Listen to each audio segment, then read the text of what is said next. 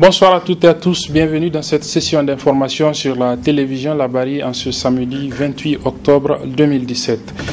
À l'appel de l'Association des consommateurs des technologies de l'information, de la communication et de l'énergie Actis Niger, une manifestation de protestation contre les mesures fiscales antisociales contenues dans le projet de loi des finances pour l'année budgétaire 2018 en examen actuellement au niveau du Parlement, mais aussi les nouvelles mesures tarifaires que la Nigélec, la Société nigérienne d'électricité, veut appliquer à partir de 2018, va être organisée demain donc à Niamey. Au départ, c'était une marche prévue de meeting à la place de la concertation, mais les organisateurs et d'autres responsables et acteurs de la société civile nigérienne se sont réunis hier pour statuer sur cette manifestation et finalement ils ont décidé d'organiser seulement un meeting au niveau de la place Toumo de Niamey et annoncer ainsi leur mouvement de protestation générale contre ces mesures antisociales contenues dans le projet de loi des finances de l'année 2018. La réunion a eu lieu hier après-midi au siège du MPCR de Mamadou Arzika et nous est résumé par nos reporters Ismaël Moumouni et Sadou Doumi.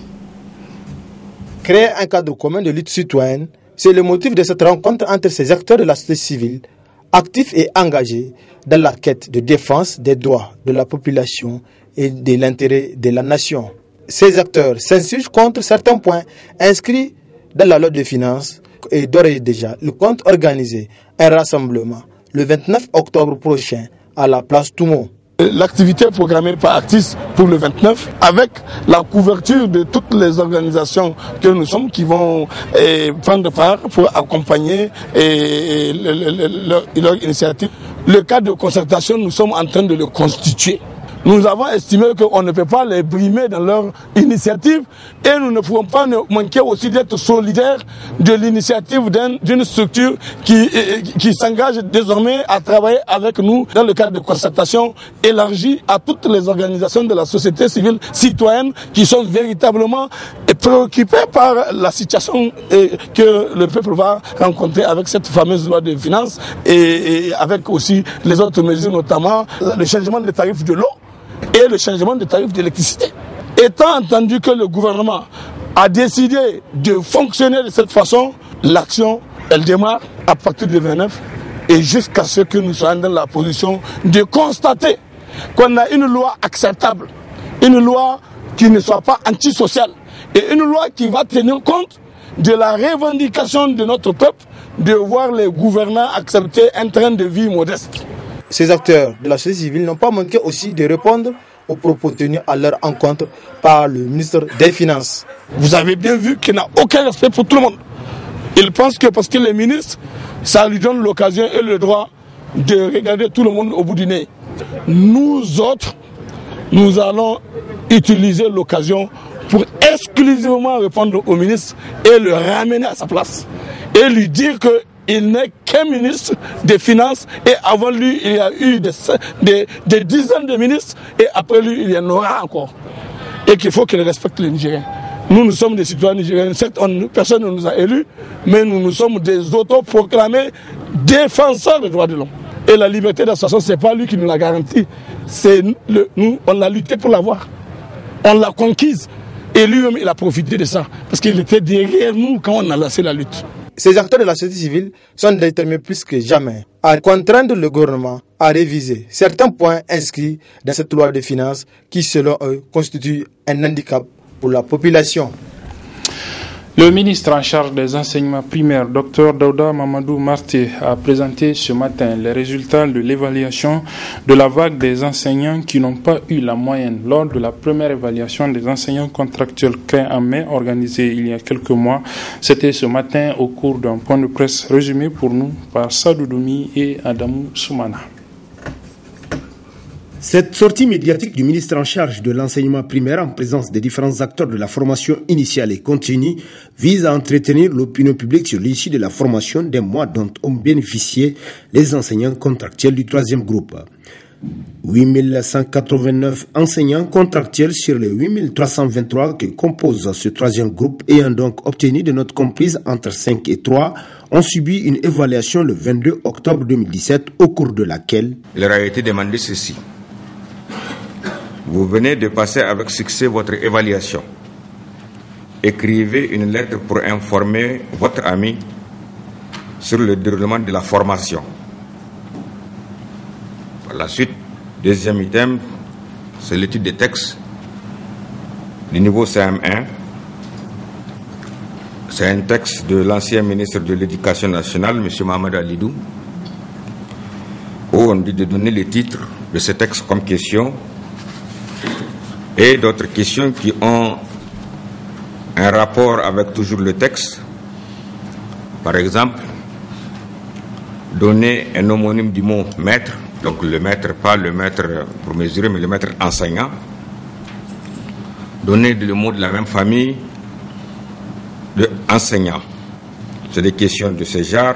En mathématiques, c'est des questions parfois du niveau CP et CE1, où on a demandé aux enseignants d'écrire un nombre en lettres, en chiffres, pardon, 350 009 francs. C'est écrit ici en lettres. On leur demande d'écrire en chiffres. Une opération d'addition, on leur demandait 4 570 plus 312 égale à combien? Au ministre Martier de procéder par la suite à la proclamation des résultats de l'évaluation du 22 octobre dernier. Nous avons 6 852 qui ont obtenu la moyenne, donc supérieure ou égale à 10 sur 20. 6 852. Ceux qui n'ont pas obtenu la moyenne, ils sont 1337.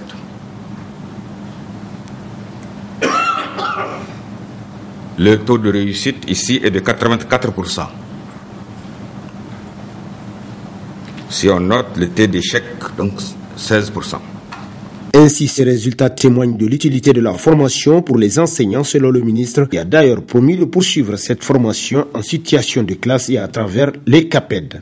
S'agissant des 144 absents à la formation, ils sont sommés de présenter des pièces justificatives au niveau des directions régionales au plus tard le 31 octobre 2017, faute de quoi ils seront considérés comme démissionnaires.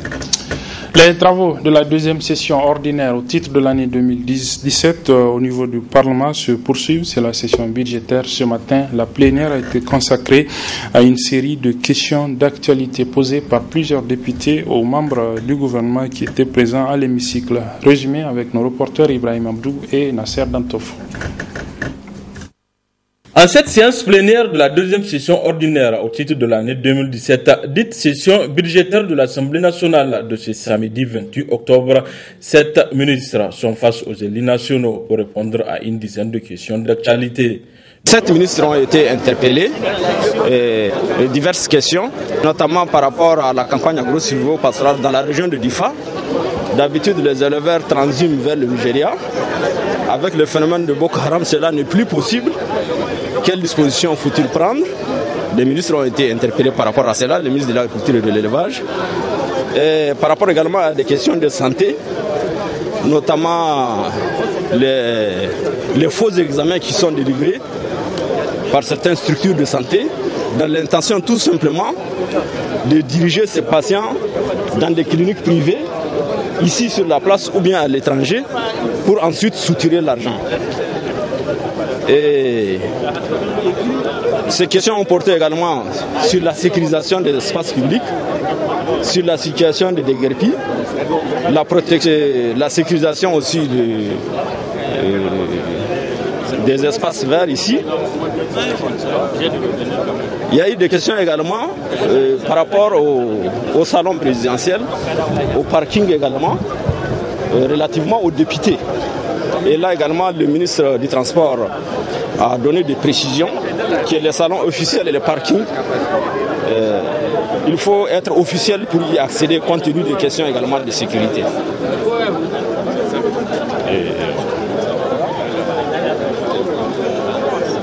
Je pense d'une manière générale, c'est ça les questions qui ont été abordées et vous constatez que toutes ces questions sont des questions d'actualité et c'est des questions qui préoccupent aussi bien les citoyens, aussi bien que les populations. Voilà donc résumer ce que je pourrais dire par rapport à cette journée. Et vous voyez qu'elle a été vraiment riche et que tout le monde a été au parfum vraiment de certaines questions d'actualité. Aussi bien les honorables députés que la population, que tous ceux qui nous occupent. Donc vous voyez le bien fondé et l'intérêt vraiment des questions d'actualité qui par ailleurs crédibilise aussi notre institution qu'est l'Assemblée nationale et qui au-delà montre aussi la vitalité de notre démocratie. Ainsi, au regard des préoccupations qu'a suscité ces séries de questions-réponses, des mesures urgentes s'imposent pour la bonne marche de nos institutions. Du 8 au 12 novembre prochain va se tenir ici à Niamey la 3e édition du Salon des petites et moyennes entreprises de l'espace UEMOA. Il s'agit d'une activité qui vise à promouvoir cette catégorie d'entreprises. Pour annoncer l'événement, un point de presse a été animé ce matin, résumé avec Ibrahim Abdou et Abdullah Razak Hamidou. Ce présent point de presse se tient en prélude à la 3e édition du Salon d'affaires de l'innovation et de partage des PME de l'UEMOA sur le thème climat des affaires dans l'UEMOA. Quelles réformes pour les PME innovantes et performantes? Le Salon des banques et des PME de l'UEMOA, c'est avant tout un espace de partage, un dialogue, mais aussi un espace de proposition. Personne ne va défendre les intérêts pour qui que ce soit, si ce n'est pas les acteurs eux-mêmes. Nous savons tous que depuis des années, les PME sont considérés comme le moteur de croissance de notre économie. Malheureusement, les PME étaient vues autrement. Et ce salon, c'est une réponse effectivement. C'est pour apporter ces réponses-là que les PME ont décidé de se réunir. Et vous savez que les PME ont tout autour des structures d'accompagnement, mais aussi les établissements de crédit composés des banques, des SFD et de bien d'autres structures. Ainsi, après le Burkina, le Mali, c'est au tour du Niger d'accueillir ce salon qui se tiendra avec l'appui du ministère du Commerce et celui de l'entrepreneuriat des jeunes du 8 au 12 novembre à Niamey. La tenue de ce salon est un honneur fait à notre pays et en acceptant d'être le parrain, je vais témoigner de notre adhésion à une telle initiative qui offre un véritable cadre pour une coopération sud-sud et pour des échanges sans tabou avec tous les acteurs liés à la petite et moyenne entreprise. À l'heure où l'entrepreneuriat constitue une solution pour la réduction du chômage dans notre espace, le ministère de l'entrepreneuriat des jeunes ne pouvait pas rester en marge de cet événement dont les thématiques sont en parfaite harmonie avec le plan d'action de notre département ministériel qui a été validé suite à la réunion tenue et présidée personnellement par son Excellence Monsieur le Président de la République, lequel plan d'action était assorti d'une feuille de route. Et fort opportunément, les objectifs poursuivis par ce salon cadre avec les 3 axes, en tout cas les axes principaux contenus dans cette feuille de route-là. Le Salon des banques et PME de l'UEMOA constitue l'aboutissement d'un travail collectif considérable entrepris dès la fin de 2011, date de la première édition des trophées des banques et établissements financiers. Dès lors, plusieurs institutions et acteurs du monde de la PME se sont mobilisés, rappelant ainsi que l'union fait la force. Conférence débat ce matin à l'école de comptabilité, de communication, d'administration et de management ECAM. Elle a porté sur la thématique du leadership et de l'entrepreneuriat féminin. Elle a été animée par la présidente directrice générale de la société Nigerlais SA, une femme leader et entrepreneur donc. Elle était destinée aux jeunes filles étudiantes au niveau de cette école. Le résumé avec nos reporters Halid Bourema et Nafissa Yahaya. Renforcer les capacités des jeunes étudiantes leaders de demain sur l'entrepreneuriat et le leadership féminin, c'est entre autres objectifs de cette conférence débat organisée par l'école de comptabilité, de communication, d'administration et de management ECAM. Nous avons organisé la conférence pour que on arrive à apporter plus d'éclaircissement et plus d'encouragement à nos frères, à nos sœurs, jeunes filles étudiantes qui ont l'envie de se chercher ou bien de se prévaloir sur le marché de l'emploi dans les années à venir. Parce que quand vous voyez actuellement le monde, souvent on a constaté que les gens féminins un peu marginalisés dans la société. Or, dans nos cursus de formation, on remarque que c'est plus les femmes qui ont une abnégation, qui ont l'envie ou bien le courage d'étudier. Occasion pour la conférencière et marraine de l'ECAM, Madame Maïda Zainabou, de rappeler le choix de ce thème avant de structurer les axes de cette conférence, combien importante pour les étudiantes de cet institut de formation professionnelle. Aujourd'hui, la jeunesse est en majorité filles et qu'il faudrait pour eux qu'il y ait un exemple qui est un miroir pour l'avenir. Le Niger de demain, ce sera entre les mains des femmes. Pour nous tous, je crois, ça a beaucoup d'importance, une grande même si je peux le dire, parce que on a appris beaucoup. Déjà, on connaissait la société Niger, l'SA, mais on ignorait beaucoup de choses dessus. Mais aujourd'hui, grâce à la dame, on a appris beaucoup de choses. Elle nous a édifiés sur beaucoup de choses, elle nous a conseillés, elle nous a formés en même temps sur le thème d'aujourd'hui, le leadership et l'entrepreneuriat des femmes. Donc, juste pour ça, nous la remercions beaucoup et nous voulons et nous souhaitons comme elle demain aussi être des promotrices, des marraines, des femmes entrepreneurs. Ainsi, après l'exposé de ce thème pertinent, suivra une série de questions-réponses pour mieux l'appréhender. Comme quoi, à l'ECAM, on ne finit jamais d'apprendre pour réussir. Voilà, et pour refermer cette édition, nous vous proposons un public reportage sur les activités que réalise dans la région de Tawa le projet de gestion des risques de catastrophes et de développement urbain, le PGRC2U. C'est dans un reportage de nos confrères du groupe de presse radio et télévision Dunia. Très bonne réception et bon week-end à tous. La réalisation de 360 forages maraîchers à Dogarawa dans le département de Malbaza, 120 autres à Kiara dans le département de Madawa, 52 puits dans la vallée de Tadis, ville de Tawa, ces localités de la région de Tawa, victimes des inondations de l'année 2016, a fait l'objet de cette cérémonie à Dogarawa, de remise des sites aux entrepreneurs couplés au lancement des travaux de réalisation de ces différents ouvrages dans le cadre des réponses immédiates. Cérémonie organisée par le projet de gestion des risques de catastrophes et de développement urbain. Les autorités administratives et coutumières ont tour à tour pris la parole pour situer l'importance de cette rencontre. Le représentant du coordinateur national du PGRC2U a souligné les objectifs visés à travers cette cérémonie. C'est environ 8 milliards de francs CFA qui seront injectés au niveau de la région d'Agadez et de Tawa dans le cadre d'appui à ce programme d'urgence. Nous sommes aujourd'hui réunis ici à Dogarawa dans le cadre de la remise des sites. Pour l'information, c'est au niveau de Dogarawa que nous comptons faire le lancement de la remise au niveau de la remise des sites au niveau de la région de Tawa. Pourquoi Dogarawa? Parce qu'en termes de volume de travail et en termes de sinistrés, la commune de Dogarawa est l'une des communes les plus touchées au niveau de la région de Tawa.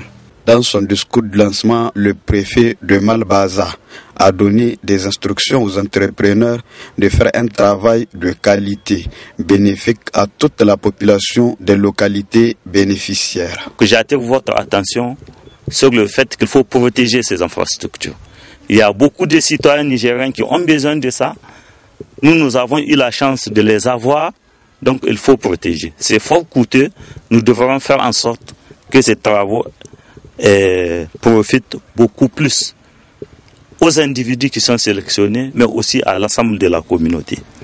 Les mêmes activités de remise des sites ont été organisées à Madawa, notamment à Kiara et dans la ville de Tawa, précisément dans la vallée de Tadis, en présence des représentants des services techniques de l'agriculture et de génie rural. À la fin de ces différentes cérémonies, le directeur régional de génie rural a apporté des précisions aux différents ouvrages en projet de réalisation. Ces travaux comprennent le fonçage de 480 forages maraîchers, l'installation de 15 200 mètres linéaires de réseau californien et le fonçage de 52 puits bétonnés maraîchers. Ces travaux, c'est un plus pour les maraîchers et c'est un plus en tout cas pour la lutte que mène le président de la République dans le cadre de l'initiative 3N, les Nigériens nourrissent les Nigériens. Le projet de gestion des risques de catastrophes et de développement urbain a fait des réalisations concrètes dans la région de Tawa en faveur de l'amélioration des conditions de vie des populations.